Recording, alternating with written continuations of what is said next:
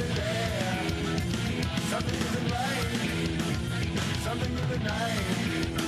Does anybody care?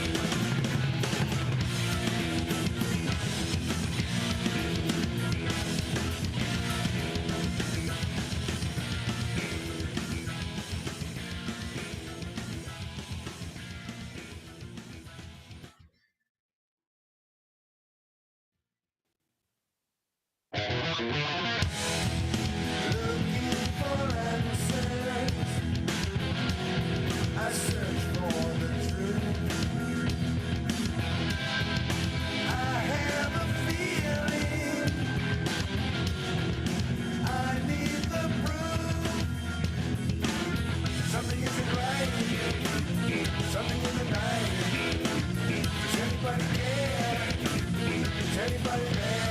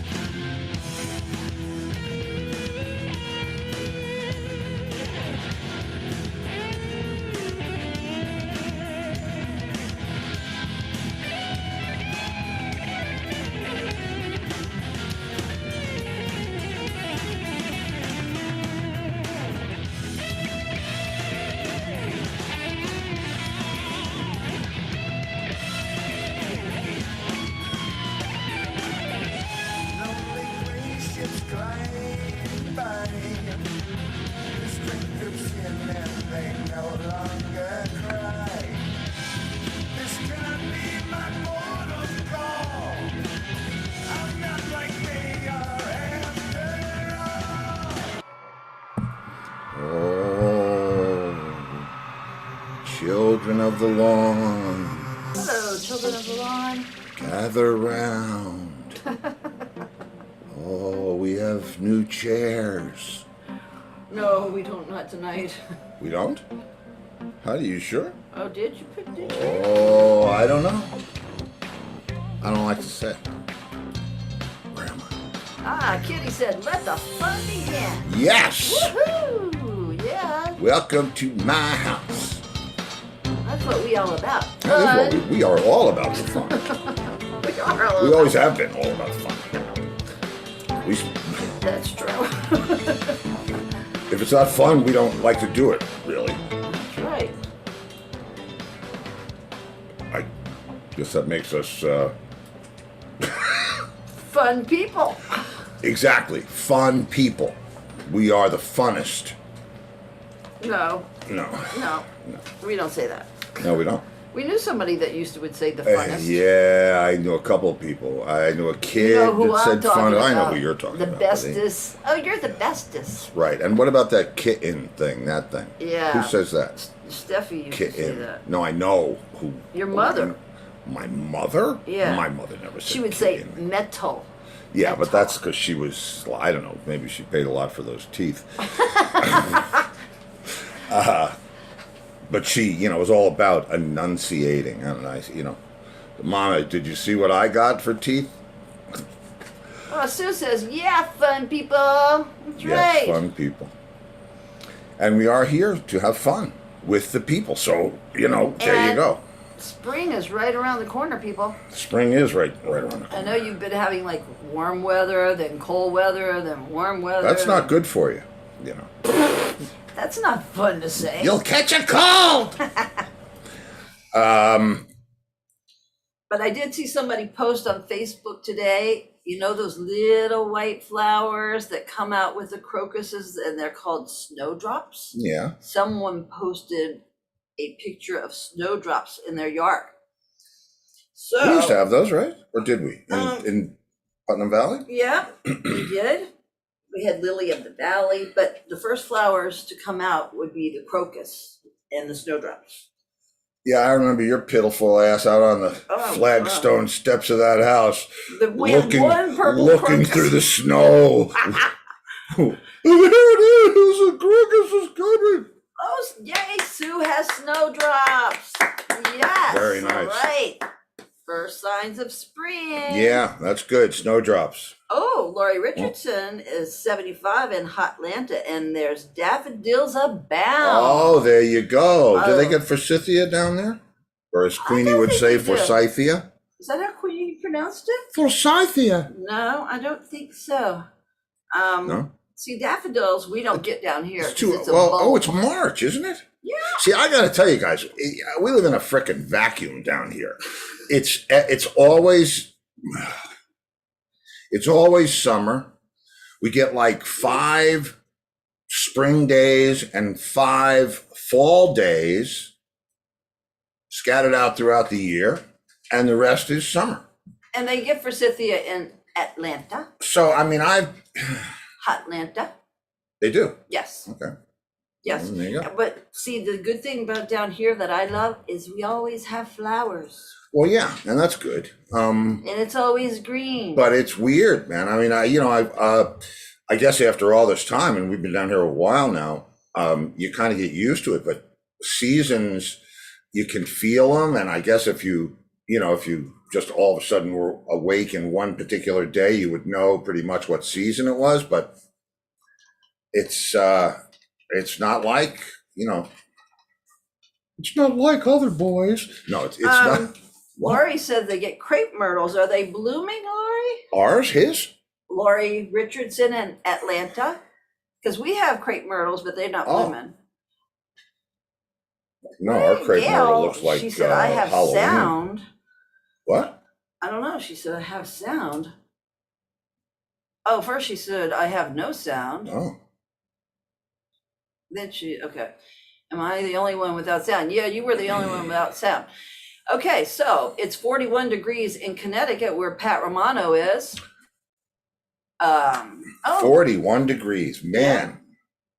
We and 75 in Hotlanta. we don't. Has it been that cold down here this year? No. Yeah, it got into the 30s. Yeah, for like 2 minutes. No, for a day or two, it got in the Whoa. Excuse like me. 39. For a day or two, it got in the 30s. Yes. You would be dead, first of all. And second of all, it touched the 30s on 2 separate days, maybe. Oh, Brenda. But you're making it sound like it Okay, stayed there. Brenda's in the Poconos and it's 25 degrees there. Oh, but That's I'll bet 'cause you you're in got those powder mountains. still. I bet there's still powder there. Skiers. I didn't. He's talking, yes, he's not talking about I'm the not talking, nose I'm talking powder. about the. Although this time of year it's probably corn or maybe it could be boilerplate. Corn. I do miss corn. That's when the when they would, I don't know, Yeah, it you would showed get me. warm and cold towards the end of the season, and you would get corn. It was the like pebbles. You know how the F1 cars get marbles? Yes. Well, the ski slopes get corn, and it's Ah. smaller than marbles, but it's like that, and it's like skiing through giant ice sand. Okay, so Sue's neighbor has crocuses that are up and she posted pictures. I'll have to go look. And Keith Crane says it's 25 degrees in Orange County, New York. I don't know. Listen, everybody's got to do their time. He talked to Steve Gaspar yesterday and we were out doing our rodeo and yard work. Yeah, now we're Casey over here was lassoing some logs. We're working for John Dutton now. Chainsaw. Or Ben Cartwright, I'm not sure which. So We are on the he Ponderosa. missed a call from Steve Gaspar and called him back, and he's left a message, Steve, saying, "Are you out by the pool drinking Bloody Marys?" This was like 11 o'clock in the morning. Not anymore. We were playing with Remy with a Oh, hose. perfect. Oh, this is fun. This is my friend Michael. Hold on a second. The Palma? Yeah. Hey, Mike. Listen, I'm live on my show, so and my guest just got here, but I love you, bro, and I will call you back. Hi, Michael. No problem. You say a little Lori for me, please. I'll do it, bro. See you in a minute. Okay, bye-bye. Bye. Okay. And guess who's here? It's 27 degrees in Boston, and Sue wants to know how much gas is in Florida. We haven't got gas There's lately. We'll have there's to a let you lot of know. gas in Florida. We're gonna go get some tomorrow. How much is it? All right, Gina. Gina. Hi, Hey, good to meet you. good to see you. How are you? I'm good. I'm good. It's been this like 80-degree day in Nashville, having a wonderful. Ah. We're all out walking the dogs in our shorts. It's awesome. Yeah. Yeah, it's about the same down here. We're in Southwest Florida, and we don't have the grotto like you do, but we're doing okay. You're always like that there. It's been a cold winter here. Well, yeah, I know. I've done Nashville when it's not so, And we have Nice, a friend but- in Nashville, Jeff. yeah. Sites. We have a couple friends in Nashville. Yeah. But it is a beautiful part of the world, and it is Music City. Nashville. So- It is. There's We lots all- of that going on. Sorry, say again. I said there's lots of that going on. Oh yeah, don't I know it? I've played the town a few times and do every kind of place down there. It's fun. But is that where you're from originally, or where from? I'm from LA originally. Ooh, yeah. Okay, another Music City. Yeah. That's my wife and producer Lori over there. Hi, Lori. Hi, She's Gina. like just right on. Over there. Okay. Yeah. Yeah, LA. I mean, born and bred, West Coast, huh? Yeah, absolutely. I grew up in LA, and then I went to New York to go to college at NYU. And then I came back to LA, worked in the movie business, and then I went to Australia to work in the movie business, and then I went into the music business while I was there. Wow. Interesting. Interesting. That, and I know that, I guess the current moniker is manager, right? But it seems to me like you've done a lot more than just artist management. Well, rather, the definition of artist management has now expanded into a lot of other different roles. Like, to be a manager, I'm editing video, I'm doing social media, I'm doing A&R, I'm organizing recording. So all of those jobs, like, there's a lot of independent artists out there. They don't have a record label, so I'm their record label, and so it's a big job with a lot of small little jobs within it. Yeah, well, I happen to know a little bit about that because I had a couple of friends over the years ask me to do that, and the reason was because I had those skills, but I was in the band, so that comes with a little bit more, transparency or whatever. And but I know I'm no stranger to what you do. That's not for the faint-hearted. Well, it's just a matter of using every skill you've got. There's a couple of things I don't pretend to do. I don't pretend to be a lawyer, and I don't pretend to be an accountant. Like, I don't do that. You go get one. Yeah. So it's very much like I know what I know, and I know what I don't know. And what I find first of all, the beauty of doing this show is I get to meet other people in the business that I either haven't seen in 30 years or that I've never seen, meeting new people and the exposure. It's funny because I'm now, it's like, kind of like handoff, because I know that you have a background in the jazz world with artists, and that's got to be managerially. That's got to be a separate skill set to manage a jazz career than some rock and roll career or Country. country. It's funny you should say that because I was working with instrumental guitarists, right? I worked with a guitarist named Tommy Emmanuel. I watched I watched Tommy play this afternoon. Yeah, classical that gas. guy is a monster. Yeah. And say no more. Look him up, people. But it's funny because after that, every guitarist and their brother wanted me to manage them, and then it was like I can't really manage a lot of solo guitar players. I do want to eat, but I started branching into singer songwriters, like solo singer songwriter guitarists, and that's a whole world and a genre and everything. And then because I worked in country music, I've had country artists, but recently I signed a new young, really hot blues guitar player, 21-year-old kid named Jake Kershaw, and he's amazing. But Jake Kershaw, and Jake, yeah. You can find him on everything, Jake Kershaw, but he is phenomenal, and like it's a whole other world. Like I didn't work in that world. So I'm having to say, all right, well, what do I need to know about this world? And then meeting everybody and calling everybody and, getting hooked up there. So, the only areas I don't think I'd be very good in is like R&B, rap, and classical. I don't listen to them. So yeah, but all right, and it's nice to hear you say that because the managers that I've been exposed to over the years, I'm not sure they listen to anything. They just talk. They don't listen.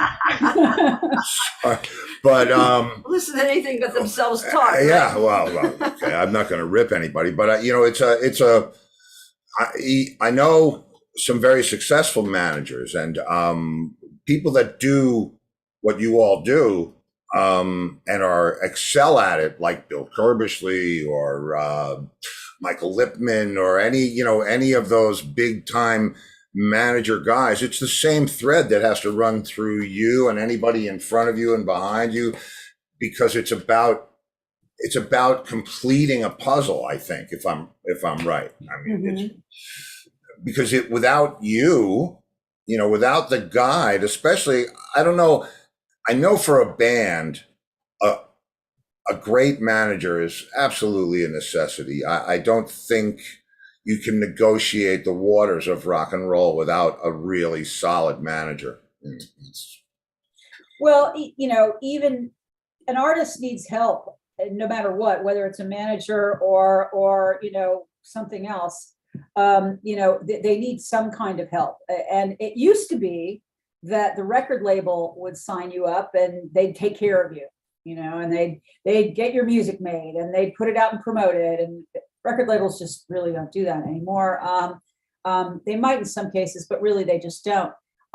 And sometimes an agent would be the person you could go to because they would find you the shows. And that's, hey, I don't care. I just want to do a show and get paid. But a manager kind of, it takes in more than that. And you really sit down and plan the career, of not just recording and not just touring, but the coordination of the two, and when I worked with Tommy, I didn't have to do everything. We had people, but my job was coordinating all the people. Well, yeah, somebody has to. I believe me. That's why there are managers and tour managers and stage managers. There are tiers of responsibility. That in big touring you can't be out there with three people. It just unless you're a solo act, and then it doesn't even work. I mean, there's so much that goes into it, and someone has to sign off on it all. And believe me, I have a lot of respect for people that do, for yourself and people that do a great job of managing careers. That's that's keeping those kittens in the box. Yeah, it's a valuable. I don't know if artists realize how important it is. And it's funny. Gene Cornish from the Rascals. Gene's a friend. And we met, in the very early 80s in the studio. And we got into this very conversation. He said, you can't represent yourself. Nobody will ever take you seriously if you represent yourself. And he was right. Yep. You know, you need that person. Yep. Well, it's kind of hard to, call up a venue or anybody and say, hi, I just want to let you know I'm an amazing musician. I'm fantastic. Really. I got to tell you how great I am. I am so great. And I would be great in your venue. And they'd be like, really, you just can't say that about yourself. No, you and can't. and yet I've gone to bat for my clients and said, I promise you, this guy is going to be a huge hit at your venue. He's amazing. He knows how to market his shows. He's fantastic, and I sell it, but you couldn't do that yourself. No, you can't. I mean, how could you do that and especially, in a real situation when you really, and I imagine that you wouldn't represent somebody that you didn't really believe in.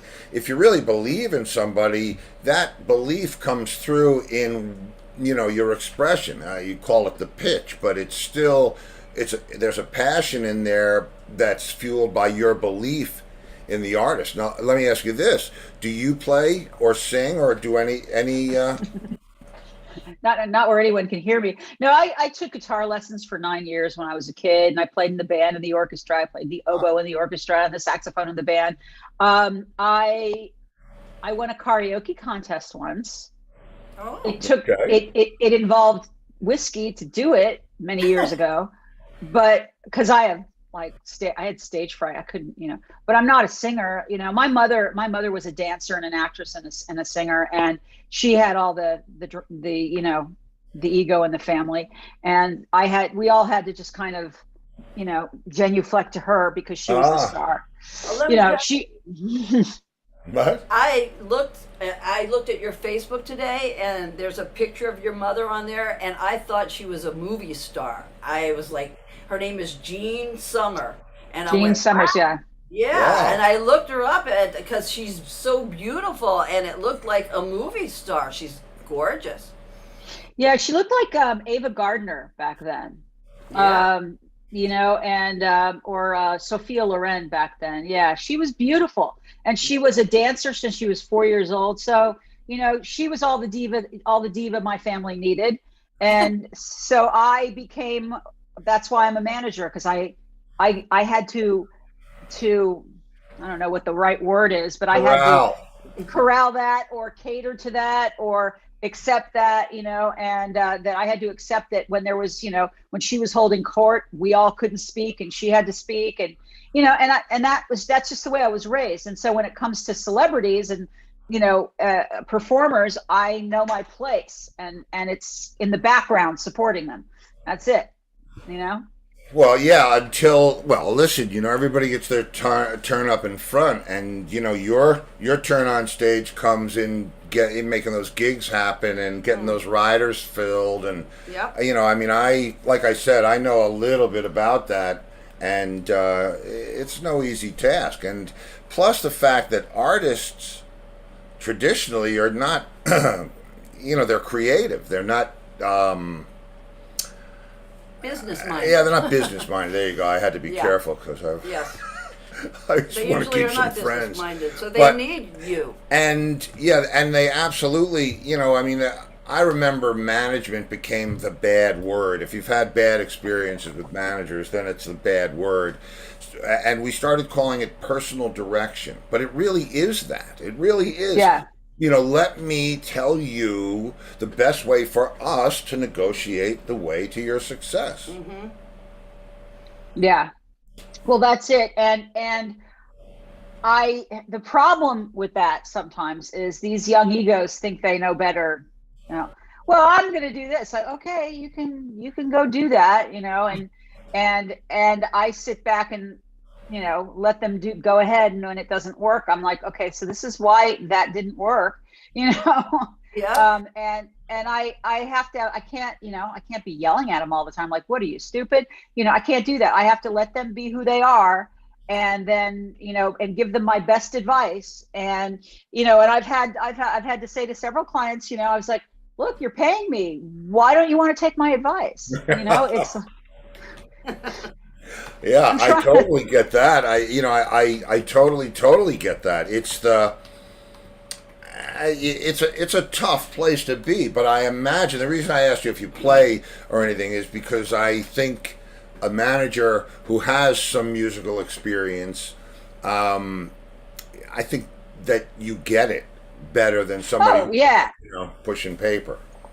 Well, I know what the dedication it takes, these kids and some not so kid, are that's their whole life, and they wouldn't really know what to do if they didn't play guitar or, write songs and sing. They there's nothing else they'd want to do. I asked one of my clients, Daniel, and he said, I'd really like to maybe work in a nursery, that's it. It's like, because it's calm and peaceful, but there's not like, I know a lot of guys, actually, this is interesting, at the Chet Atkins Appreciation Society convention that TJ goes to, there's a lot of guys there that are really, really, really good guitar players.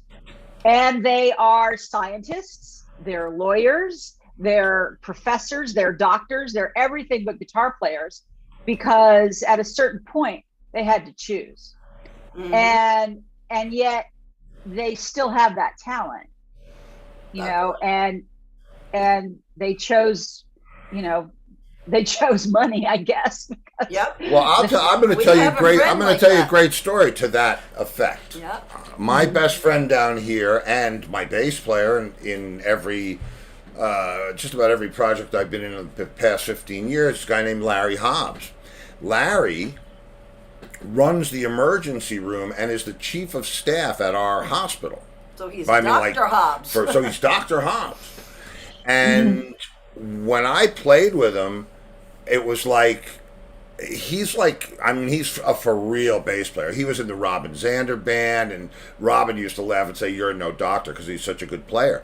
And I said, over the years, I said, what made you choose to be, in the emergency room? He said, when you get to the part, and I'm paraphrasing because this is where I go off the rails a little, but when you get to the part where you have to decide in medical school what thing you want to be, and, ENT, whatever it is, he and his roommate were both in the jazz band, and he said, "What are you going to do?" And he said, "I'm going to do the emergency room." And he said, "What about you?" And Larry said, "I don't really know."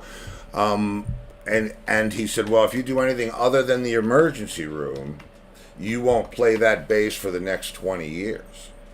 Because if you've got to practice, it's not like doing a shift. Yeah. You're on that, it's 24/7, and you're married to that practice." And he is one of the finest musicians I've ever played with, and he's And Steve played with John Entwistle from the Who as a bass player. Yeah. Some of them squeak through. But that's great. I mean, every great player doesn't get discovered. That's no, they don't. And usually the pioneers, they're the guys who are in the door first are the last. They don't get noticed because I don't know why nobody was looking when they went through the door. I don't know. No, there's it all depends on where the audience's interests lie. In other words, I when somebody mentioned BTS to me, I thought, I don't even know who that was, and I didn't know what that was, and they're like, "Oh my God, you don't know who BTS is?" And I'm like, I looked it up. It's like, it's 9 Korean kids. Why is that ever going to be relevant to me? And so, but they're relevant to every young kid around. They're everyone. But I didn't know, and yet if I mentioned to any of those kids, listening to some of the great artists that I know, like Clive Carroll, an English guitarist, or, who are truly great, they'll look at me like, so it depends on who your audience is. Yeah, it's your exposure to it too. If you grow up in a house with jazz mother and a jazz father, you're going to be exposed to Coltrane and to this, to that, and the other thing. If you grow up in a heavy metal house, or a Led Zeppelin house, or whatever, that's you're going to go that way.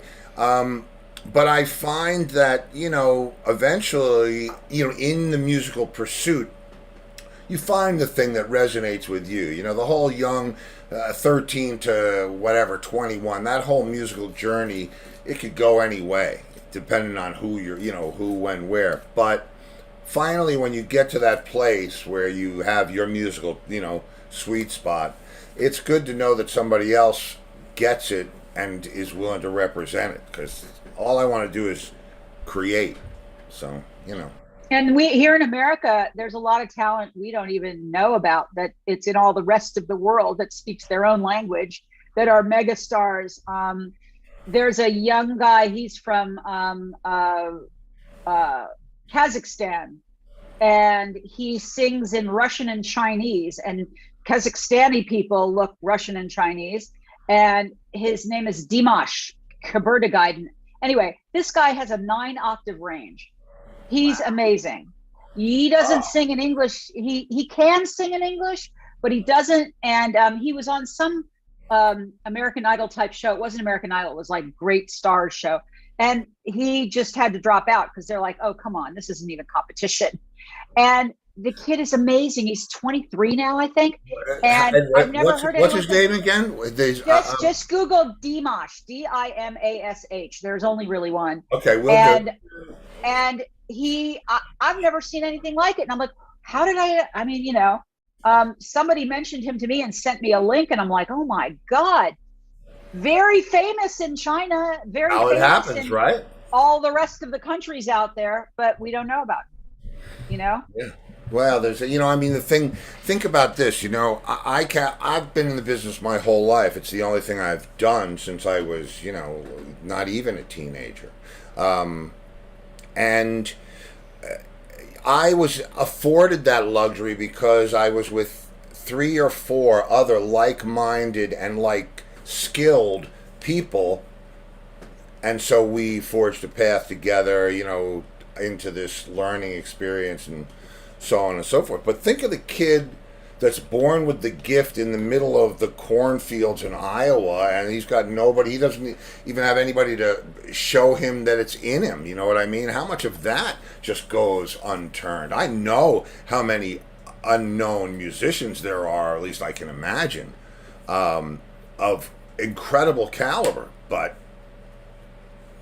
it's, you know. Well, those, believe it or not, those kids actually, especially in earlier times, those kids actually did learn a lot because there was nothing else to do. Literally, there was like, if they're in the cornfields, they're like, okay, learn how to play the violin, or they start singing in their church choir, or they, you know, and I can't tell you how many stars have come from church choirs because they were in the country and they started singing, and that's the only place there was to sing. But they were singing every Sunday and practicing a couple times a week. And when they were ready to go out into the world, they had a voice and they knew how to sing. But they were on out in cornfields for most of that time. Yeah, and I mean that's where a whole lot of the blues comes from, not cornfields, but yeah. But you know that's where it comes from. And it's authentic. So you know it's, which I guess speaks to how a different skill set it is for you to be in those waters instead of jazz land or whatever, the blues, you know, thing. I work with a lot of jazz artists when I was at Sony, and it is like it's like its own world, and a kind of an intelligence and a brilliance that's very different from other musicians, you know, maybe close to classical. I spent some time with Wynton Marsalis, right? And the guy was a genius. Sitting with him, I was kind of like dumbstruck because he could do anything, you know, but his intelligence went way beyond music, like way beyond music. And he was just an intellectual. And I think that's true of a lot of, you know, jazz artists, that they aren't just musicians. I mean, look, Tony Bennett's a painter. Oh, I know. I actually, there's a lot of artists that are painters. I'm an artist myself, and I had the pleasure of being in an exhibit not with Tony, but his art was there, and John Lennon. Yeah, John Lennon, and it was a pretty amazing thing. Marty you know, to Balin. be a part of Marty Balin, and I mean, there's a lot of guys. The drummer from the Byrds, I think it was Mike Clark, and Leslie West took a picture of his cat. Yeah, Leslie West took a picture of his cat and gave it to him. the only way you can play the gig. You know, that's how do you do? Did you know Bud Prager or any of those guys? You know any of those all management guys? No. Yeah, that's No, a it's lot. funny when you're a manager, you don't meet many other managers because you're too busy doing what you do. I sit in front of this computer all day and work. That's what I do. And for the last 2 years, I haven't met much of anyone. So, you know. Yeah, well, right, exactly. Well, at least you know it's getting done right. Yeah, at least you know it's getting done right. That's right. It's I don't know how the young people. I saw Dimash, and I mean, yeah, he's a kid. I mean, he's the whole package, though, man. But yeah, he's got it all working. Cute, And he's got attitude. We haven't heard him I don't know sing. what you do when you're at that part of your career, and all of a sudden you're stopped dead. Yeah. Oh, because of the pandemic. Yeah, because I mean. When I was a lot of them kid, recorded music. A lot of them were recording, and they couldn't play live. And 4 of my clients all made new albums. well, yeah, I mean, a lot of people did that. Thankfully, they had the means to do it. But what if it was 40 years ago? I was trying to imagine it happening to me when I was in my 20s or whatever it was. You know, to be stopped dead in my tracks like that. That would just be devastating. But right, they do. I mean, they do have to learn other skills. They do get to take the time and become better writers. So I guess there's a reason and a way for everything, right? Okay, we have a couple. Sorry. What questions? Yes, from the Questions. viewers. Questions? Yes, Roger Chaffee says, Gina, what year did you leave Sony, may I ask? I left Sony in 98. Okay, 1998, Roger. And of course, TJ says, hey, Gina, howdy from Key West. Come on down. My pleasure. I'd love to go to Key West anytime. Yeah, well, believe me, we're all going to descend. We're all going to descend on TJ sooner or later. I just Googled Jake Kershaw, and he must really be good. He's playing shows with Johnny Lang. There you go. He's 21 years old. He's just amazing. You know, when you hear the guitar, just like with Dimash, when you actually have a chance to get off this and go listen to them, you'll go, oh my God. And this is the only way I can sign a client is if I'm taken aback, right. Oh, wow. And I mean, I listen to a lot of music all day, and the music I know it's really going to go well is music that makes me stop what I'm doing. It's playing in the background, right? No, I'm just doing some work. And if I look up and go, what is that? What am I listening to? That tells me it's something special. Yeah, and I get that, and I had an interesting experience. First of all, there is a label out there that's starting to really make some noise. They actually signed me to a 2-record deal for some Entwistle rarities and stuff that I've done, and they're called Deco Entertainment. And I had Deco, Deko, and I had a friend on. Well, I mean, we're all friends, right? But I had another friend on from the Hollywood All-Stars named Steve Gaspar. And this band, they're really good. I mean, if you go and you look, you'll see a great band. And he has a new EP. He's doing the same thing that you do, only he's doing it himself, right? And I said, man, you really need an agent. You really need a label. You really need And when I heard his record, it hit me the way that the music that turns your head. It's like, and I called up the label and said, hey, man, you got to at least listen to this because it's really good. And you don't know where that's going to go. And I'm not, looking to manage anybody's career. That's the last thing I should be doing. But if you can, pass it on. But it's more about being struck by the music. And I think that's got to be there in anything that you do. But there you go. It's funny because there's a part of you that's all business, and you making arrangements and organizing. But when you are moved by the music, it's just a whole other part of the job. It's just being affected by it, having it affect you emotionally. And that was especially true with Tommy. I went on the road with him for 14 years, and when I the show was on and I didn't have to sell merchandise or whatever, I'd go sit in the theater and just listen, and I just drink it in. I heard the same songs literally hundreds of times, and I'm I just sure. loved them. But every time it was like, oh, he did it a little different that time. And it's like, oh, that's the best one I've ever heard of him playing. And wow, he's really on fire tonight. And every moment was so beautiful. It's funny that you say that, because I was thinking of one of my roadies who's been with me for years and years, and he's seen every show. I mean, nobody sees me play close, from a better spot than the guy who's sitting right behind me. And I was thinking, when you have somebody there that cares about what you're doing, whether it's a roadie or you always kind of want to give it a little extra juice, because they can tell. They can tell the difference between 98% and 99%, because they've been there Yeah. every night. They know when you can snap their head around after 100 shows, then you did something. And that's good. Yeah. So what's now? What's happening now for you? Well, I'm, a lot of the artists I manage are from Australia, and they couldn't come here for 2 years. And so I'm setting up shows for them in August and September and July, August, September of 2022, looking at into 2023 for the English guitarist I work with, Clive Carroll. And then trying to get some music out there for young Jake, who's just finished his first album. And I really want to try and get him a record label. Let me tell you what it's like nowadays. Okay, so you go to a record label and yeah, he's great. He's really great. What do you need? I said, well, we really mainly need. He's pre-recorded the record. We need radio promotion and publicity and promotion.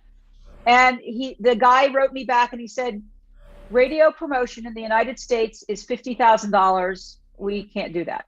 What? Commercial radio promotion, to promote a single on commercial radio, is $50,000. Now, it's less in other genres. I do that all the time. But if you want to try and get something on the radio, it's $50,000. And especially if you're dealing in the area that's like pop and that could actually be successful on the radio, it's hugely competitive, and it's mostly major labels anyway. And they're not ready to make that investment until they've got some kind of proof. Whereas and that's the change. They used to take you down here and bring you up here. Now they want you here and get you up here. So they want you to already have achieved some kind of success. Right. How many likes do you have? How many hits do you have? Oh. How many follows? Oh, believe me, I love the digital revolution. I've been a part of it, glued to it since it started, and it's a double-edged sword, of course, but yeah, you can buy likes, guys. You can buy follows. You can, I think it's starting to come back around now, because I think everybody's seen the broadcasts. Now, let's see some live music. And if you can't really do it live, lip syncing will get you, in a lot of trouble these days. So. No, well, yeah, exactly. Although, it's one thing during the pandemic is a lot of my young clients did live streams, and, that became a thing. Like, live streaming became an actual net, and you're doing it, and everyone's doing it. Yeah. And it's become a very common thing. And young Daniel, he did a live stream every day for 400 days, like every day, 20 minutes, a half an hour. When he was quarantined at his parents' house, like, he would go to it. His parents live on a nice kind of farm property. He would go to a different part of the property every day, so it looked like he was in a completely different location. Wow, that's great. Well, but that's creative. That's beautiful. It is. Yeah, that's awesome. Okay, one of our viewers, our regular viewers, Sue Lacente, she lives in Pennsylvania. She said WXPN out of Philly launched Adele. public radio station, listener supported. Yeah, I know WXPN. Yeah, we've had a lot of our artists on there. But yeah, and there are a lot of shows like that around the country in National Public Radio. You know, all songs considered and that kind of stuff. Well, what about college radio? I mean, that seems to me like if you can work that market. That's I mean, how Paul McCartney and Wings did it. well, yeah, but that was a different college. That was so. Well, the whole thing that's changed is actually radio. So like it used to be it was all there was radio. Okay. Mhm. And playing your record or playing your CD in your car, so the whole model of how it all works is completely changed in that you don't really need to listen to the radio. You can listen to anybody you want on demand on your phone, Yeah. So you have to be able to have that station offer you something besides just the music. And like usually the one thing that people will always watch live or listen to live is news. So, that's if it's a component of news, then the music will get heard. Or, just like the podcast now, if it's an interesting, but now even podcasts are taking over where talk radio used to be. Right, exactly. And we do a podcast of these shows. So, there's absolutely, people don't ride in the car listening to the radio anymore. They ride in the car listening to their device, Yeah. Whatever, yeah. But I will if I need to listen to the news. Like if I want to know what the traffic's like, I'll listen to the news. Or if there's some kind of drama happening in the world, of which there's one every day anyway. But it's like, oh my gosh, what's happening next? I'll put on the cable news radio version, and I'll listen to that. Yeah. And I guess, Sirius and the whole XM, that whole thing has had to change the playing field. I have a friend who's been on the show, who was a program director of a Long Island radio station when we were all coming up, teens and early 20s, and now he's the program director for Sirius. And it's like, it's just, you never know what's coming around the corner. And but it's a great business. I mean, I love show business. I can't see myself doing anything else. Yeah, my father, when I was in high school, I had pretty good grades, and I said, I want to go to NYU and I want to go to film school. And he's like, why? He said, you have the grades to be a lawyer. It's like, I don't want to be a lawyer. Why would I want to do that? Lawyers aren't nice people, And he goes, but the entertainment business is so hard. It's like, yeah, okay, well, I'm smart, I can do it, but it wasn't. Fun. It's not something. Yeah, but it wasn't something my father thought I should have been a lawyer. Well, his mother thought he should have been one. And I knew what I wanted to do. Well, it's a long story, but I was destined to do what I do because when I realized that it was there for me, the minute I realized that it was possible for me to do that, I was single-minded to be a musician, and that was it. So. And most of them are. Most of these kids are driven. They are driven. Yeah, it's compelled. I mean, it's a force of nature. If you don't have it, then don't be in this business, because this business, if you're not more driven by your desire to play music than you are by this business's ability to crush you, then you're in the wrong business. But did Angus send you the questions by any chance? Because I had to alter them for you. Oh, well, he sent me, I thought I was getting new questions, and I didn't get new questions because your questions were for artists, and so I didn't get the new questions. I modified them. He thinks outside of the box. Yeah, I think outside the capsule. That's right. Ask me a question. I'll just. Well, it's the first question would be the same for you no matter what, because you travel with your artist. Yep. You've circumnavigated the globe. That's right. Favorite restaurant on the road. Favorite place to eat on the road. Easy. Okay. Yeah. Well, in the United States, on the road itself, when I have to stop and I have to get off the freeway and get gas and eat something, I like Jimmy John's because they make something called the unwich, which is a sandwich without bread, and I don't like eating too many carbs, and so they make a sandwich wrapped in lettuce. Wow. And so Wow. so I look for the Jimmy John's along the road. Cool. That's the first Jimmy John's we've Yeah, gotten. we've had a few Wawas. We got a bunch of Wawas, Cracker some Barrels. Waffle Houses. You know, I mean, it's musicians, so you know, Cracker Cracker Barrels. Cracker Barrel's great for breakfast. That's where you want to Oh have yeah, breakfast. we love Great. Cracker Barrel. Yeah, yeah. Okay. All right, so we that's got a If I'm good in New York, and you ask me what's my favorite road food, well then that's different. Can't even remember. There's so many great restaurants in New York, but one of those, like you go and find the best one you can find that you could afford and go eat there, Yeah. And that's what I love about being on the road, because I've been to restaurants in Beijing, and I've been to restaurants in Thailand, and I've been to restaurants everywhere. And our promoters are very nice and generous. They take us to nice places. And so I've been to some nice restaurants, really nice.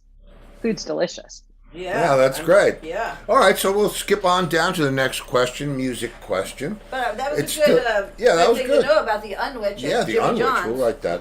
Yep. That'll go. Okay. I wrote it down. So you're in the wings.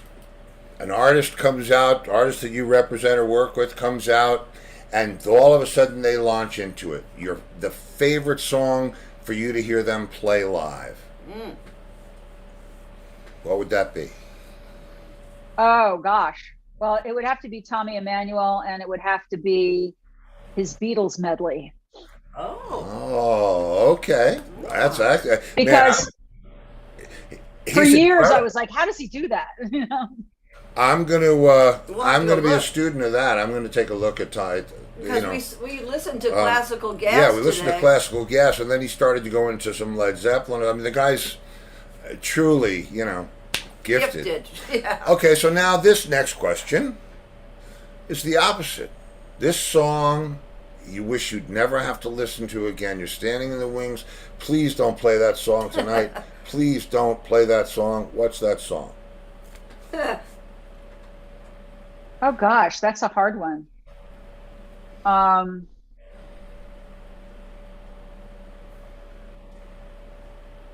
don't know. It might be some original one that wasn't quite on the mark, and I can't really say. That's fair enough.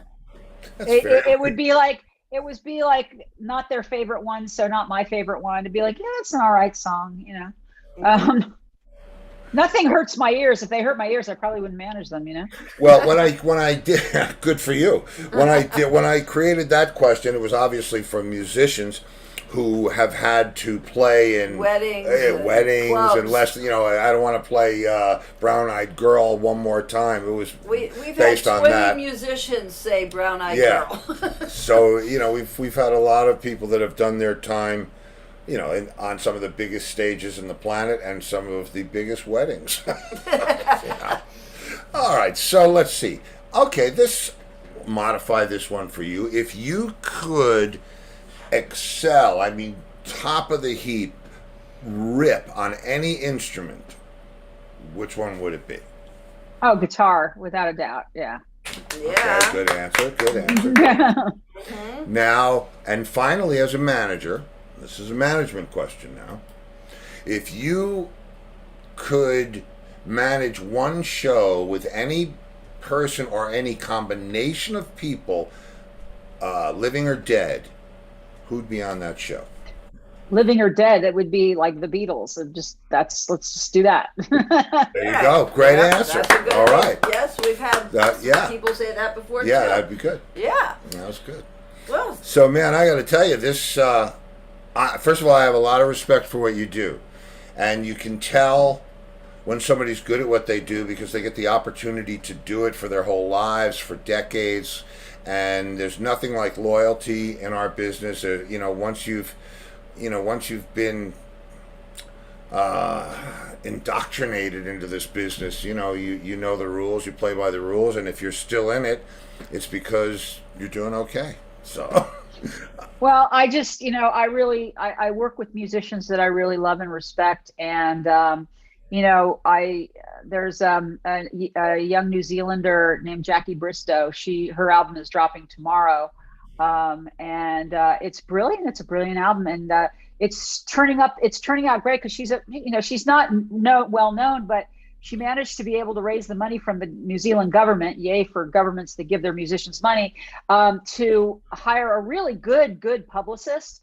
And it's getting great reviews, like really, really great. And I'm so happy for her because, she might be able to rise above the noise. Yeah, that's great. Well, listen, you get to do what you love, with people that are, excellent at what they do. That's got to be a pretty good day at work, right? That's right.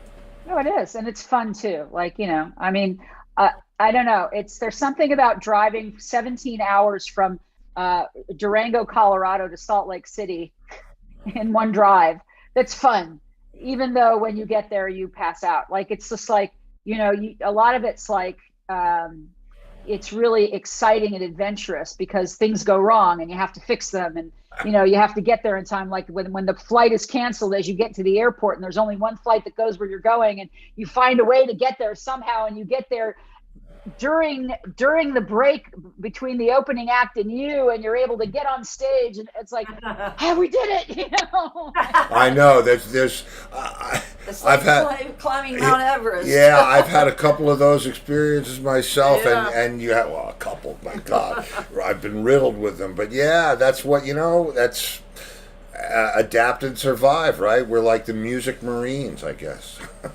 Well, it is. It's, you have to pull things out of a hat a lot of times, Yeah, absolutely. Absolutely. There's a lot of satisfaction in that too. It's like, to get somebody on stage despite every obstacle in the world. It's kind of like The Amazing Race, the TV shows. It's like, Yeah.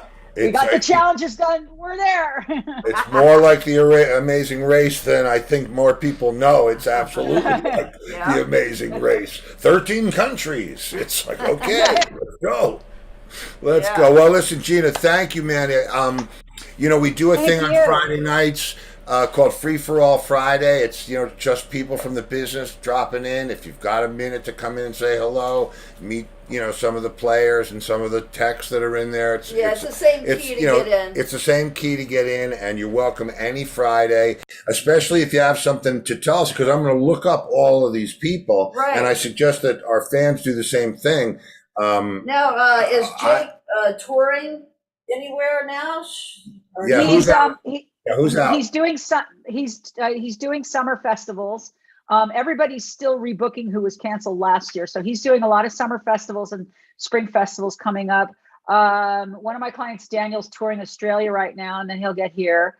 Some of the artists I work with here are performing here, but not, everything's just ramping up again. And the Australians are really busy, because they're open. And but they're becoming here. Look for my clients, Daniel Champagne, Catherine Britt, Jackie Bristow. Look for all of them in July, August, September. Cool. We'll do it. And please don't be shy about sending us a link. that's what it's about here is, I'd love to get these people some more exposure, and whatever we can do to bring, Where do I send it? Like, where do I send it? Like in the chat or on the... You can send it to my email, or I'll send to your easing. Yeah, that way, and we'll post it for you without question. Definitely. Yeah, let us know what's going on. That's great. Yeah, well, they're talented people, and I really think you'll be hearing from them sooner or later. Well, they'll be hearing from me as soon as I get done with the show. Don't forget, TJ wants you to come to Key West. Yeah, so I'll meet you in Key West. He'll find me a place to stay. He was house sitting once. It was great, but now he's got like a small apartment. It's like, you'd kill me. Well, you know what? We'll figure it out. Anyway, Gina, it's been a pleasure. Thank you so much for being here. Please come in any Friday, including tomorrow, and let us know where the artists are playing, and we will do our best to get the word out there.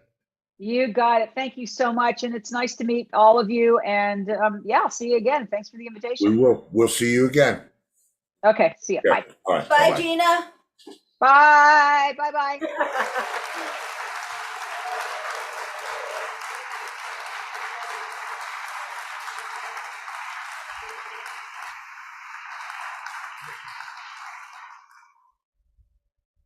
Oh Yeah. man, she was great. And without people like her, you would not be hearing quality music, that's for sure. Yeah, it's- She keeps them working. And I got to tell you, let's look up Tommy Emmanuel and And I'm thinking, look Guys up like- Jake Kershaw, man. oh yeah, Jake Kershaw He's playing and festivals what was it, with Jackie Johnny Briscoe? Lang. Yes.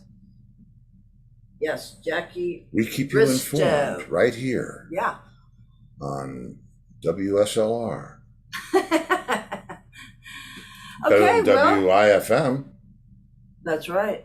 No, she was great, and she, I'm sure, has some really good artists because we did look up Tommy Yeah, Emmanuel. I mean, she's got to be serious. And man, let me tell you what, it's one thing to, jazz is tough. That's tough. You got to know your stuff, and that's not for the faint-hearted. I think we'll hear some more from Gina and her artists. And, Yeah. listen, go look the stuff up because it's all, I mean, it's from what I saw, Top shelf. brothers can play. The people can play. These people play. It's great and it's refreshing. So, and that's my story. Okay. Now, well, is Mousy in the room? no. Okay, listen, don't tell her, you guys. Did you notice Black Gumby? No? Oh, yeah. I see Did you Black see? Gumby. You see Black Gumby? She thought Steve had one.